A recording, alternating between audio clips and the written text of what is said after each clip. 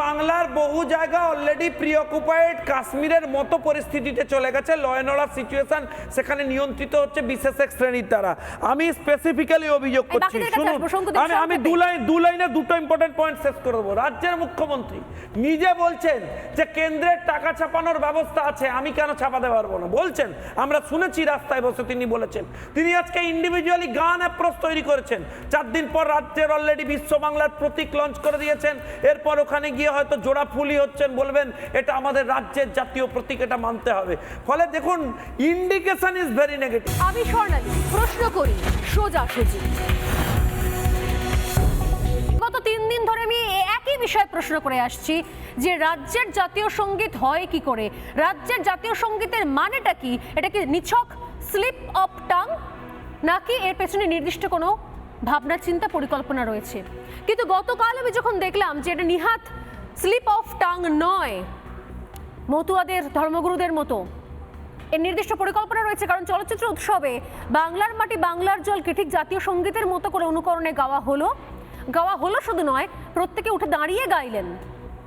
এবং তারপর যখন আজকে দেখা যাচ্ছে ন্যায় সংহিতা, অর্থাৎ দেশ কেন্দ্রের যে আইন, সে আইন রাজ্য আর মানবে না, রাজ্যের জন্য আলাদা আইন ভাবনা চিন্তা করা হচ্ছে, তখন কোথাও বোঝা যাচ্ছে যে না, ডাল মে কুছ তো কালা হ্যায়। সমস্যা কোথায়?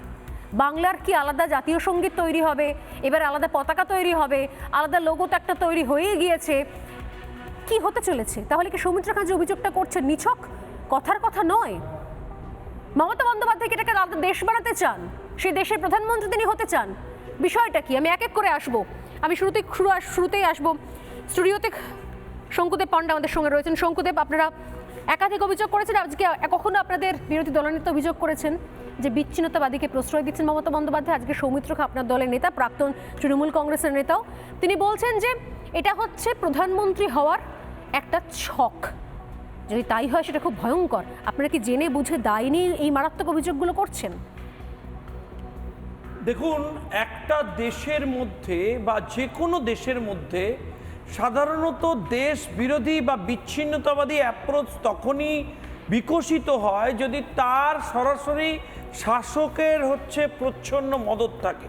যদি অ্যাডমিনিস্ট্রেশনে থাকা, প্রশাসনে থাকা হচ্ছে ক্ষমতাবান লোকেরা সেই অ্যাপ্রোচকে সমর্থন করেন, আমায় মার্জনা করবেন, আমরা খুব ক্যাজুয়াল ঢঙে, ক্যাজুয়াল অ্যাপ্রোচে এই বিষয়টাকে অ্যাড্রেস করে বলতে পারতাম যে মুখ্যমন্ত্রী প্রধানমন্ত্রী হওয়ার সহজ পথ এবং পথটা বেছে নিয়েছেন যে দেশটাই আলাদা করে দিই, আলাদা করে একটা কলকাতাকে বেস করে আলাদা দেশ ঘোষণা করে দিই, আর আমি মুখ্যমন্ত্রী আছি, আমি হয়ে যাব প্রধানমন্ত্রী।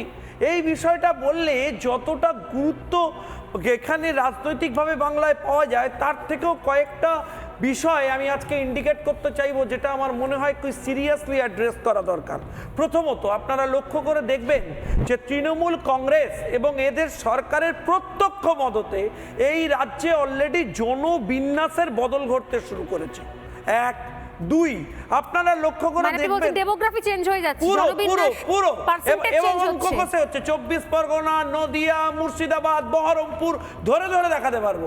এবং আপনারা দেখবেন বেশ কিছু বিধানসভায় টার্গেট করে এদের অর্গানাইজ হচ্ছে টুকরে টুকরে গ্যাং, কোমর বেঁধে নেমে নিজেরা জালি ভোটার আইডেন্টিটি তৈরি করছেন বিদেশ থেকে আসা লোকেদের, এবং যেটা অত্যন্ত ভয়ঙ্কর হয়ে দাঁড়িয়েছে। যার জন্য আমি দায়িত্ব নিয়ে অন্তত 5 থেকে 7টা এমপি সিট বলতে পারবো, যেখানে প্রায় 1 থেকে 1.5 লাখ হচ্ছে রেজিমেন্টেড ভোটার, ফলস ভোটার, যারা বাংলাদেশ থেকে এসেছেন, পাকিস্তান থেকে এসেছেন, তাদের তৈরি করে দেওয়া হয়েছে। এটাতে লাভটা কি হবে? এই যে অভিযোগটা করছেন, মানে তার কারণ হচ্ছে যে নির্দিষ্ট ভোট ব্যাংক তৈরি হচ্ছে।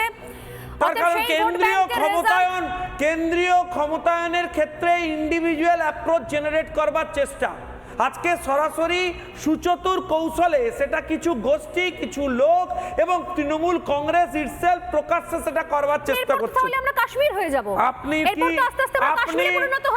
আপনি অলরেডি আমাদের রাজ্যে অন্য কেউ আসবে না, আর অন্য কোন রাজ্য থেকে আমরা কাশ্মীর হয়ে যাব। আপনি বাংলার বহু জায়গা অলরেডি প্রিঅকুপাইড কাশ্মীরের মতো পরিস্থিতিতে চলে গেছে। ল অ্যান্ড অর্ডার সিচুয়েশন সেখানে নিয়ন্ত্রিত হচ্ছে বিশেষ এক শ্রেণীর দ্বারা। আমি স্পেসিফিক্যালি অভিযোগ করছি, শুনুন, আমি দু লাইনে দুটো ইম্পর্টেন্ট পয়েন্ট শেষ করে দেবো। রাজ্যের মুখ্যমন্ত্রী নিজে বলছেন যে কেন্দ্রের টাকা ছাপানোর ব্যবস্থা আছে, আমি কেন ছাপাতে পারবো না বলছেন, আমরা শুনেছি রাস্তায় বসে তিনি বলেছেন। তিনি আজকে ইন্ডিভিজুয়ালি গান অ্যাপ্রোচ তৈরি করেছেন। 4 দিন পর রাজ্যের অলরেডি বিশ্ব বাংলার প্রতীক লঞ্চ করে দিয়েছেন। এরপর ওখানে গিয়ে হয়তো জোড়া ফুলি হচ্ছেন, বলবেন এটা আমাদের রাজ্যের জাতীয় প্রতীক, এটা মানতে হবে। ফলে দেখুন ইন্ডিকেশন ইজ ভেরি নেগেটিভ। আপনি একটা রাজ্যের থিম সং করতে পারতেন, একটা রাজ্যের গান রিপ্রেজেন্ট করতে পারতেন। নো, তিনি ক্ষমতার প্রয়োগ করেছেন এবং বলেছেন যে একে জাতীয় বেশ, সঙ্গীতের বেশ, ইকুয়াল বেশ। স্ট্যাটাস দিতে হবে। ফলে উনি আপ্রাণ চেষ্টা করছেন ইন্ডিপেন্ডেন্ট বিচ্ছিন্নতাবাদী একটা আইডেন্টিটি পশ্চিমবাংলায় জেনারেট করা, যেটা দেশের সার্বভৌমত্বের ক্ষেত্রে আগামী দিনে ভয়ঙ্কর থ্রেট। এই বাকিদের কাছে আসবো। প্যানেলে দীপাঞ্জন না আছেন, তিনি আরো স্পেসিফিক্যালি বলবেন। এখানেই প্রথম আমরা দেখছি প্রত্যেকটা এজেন্সি আর্মি অভ্যুত্থানের মতো দেশের কেন্দ্রীয় এজেন্সির বিরুদ্ধে রাস্তায় নামছে, যেটা ভয়ঙ্কর টেন্ডেন্সি। ইমিডিয়েটলি কেন্দ্র সরকারের ব্যাপারে সিরিয়াস স্টেপ আমি